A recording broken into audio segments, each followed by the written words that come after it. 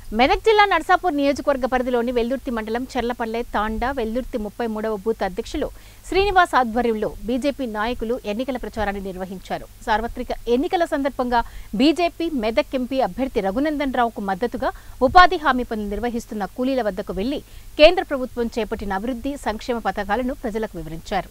Congress party ఎన్నికలకు ముందు ఇచ్చిన హామీలు నెరవేర్చడంలో పూర్తిగా విఫలమైందని, వచ్చే పార్లమెంట్ ఎన్నికల్లో బీజేపీ అభ్యర్థి రఘునందన్ రావు అత్యధిక మెజార్టీతో గెలిపించాలని ఓటర్లకు విజ్ఞప్తి చేశారు. కార్యక్రమంలో పాల్గొన్న వారు మండల అధ్యక్షుడు చంది నర్సింహులు, మాజీ అధ్యక్షుడు కోదండ శేఖర్ గౌడ్, 33 బూత్ అధ్యక్షుడు కిచ్చుగారి శ్రీనివాస్, బీజేవైఎం మండల అధ్యక్షుడు నవీన్, శక్తి కేంద్రం ఇన్ఛార్జ్ యుగేందర్, కర్రా వెంకటేష్, గాజుల అనిల్, పడిగేదాస్ తదితరులు పాల్గొన్నారు.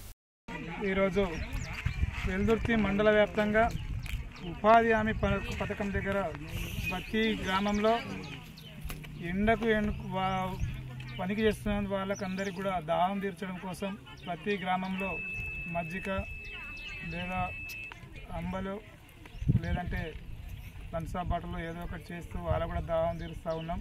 వాళ్ళు ఎండలో చేస్తూ ఉన్నారు.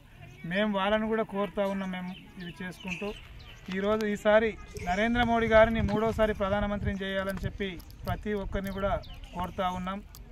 అందరికీ ఈరోజు నరేంద్ర మోడీ గారు చేస్తున్నటువంటి విధానాలే అన్ని గ్రామాలలో అందరికీ మామూలు వ్యక్తులకు చెందుతున్నాయంటే ఈరోజు బియ్యం కానీ, బాత్రూమ్స్ కానీ, లేదా వీధి లైట్స్ కానీ, ఇంకా వేరే కిసాన్ సమ్మాన్ యోజన కింద రైతులకు ప్రతి ఒక్కరికి 2000 రూపాయల చొప్పున పడేటి కానీ, ఆవాస్ యోజన కింద ఇప్పుడు నరేంద్ర మోడీ గారు 3వసారి ప్రధానమంత్రి అయిన వెంటనే ప్రతి గ్రామంలో కూడా ఏ గవర్నమెంట్కు సంబంధం లేకుండా సెంట్రల్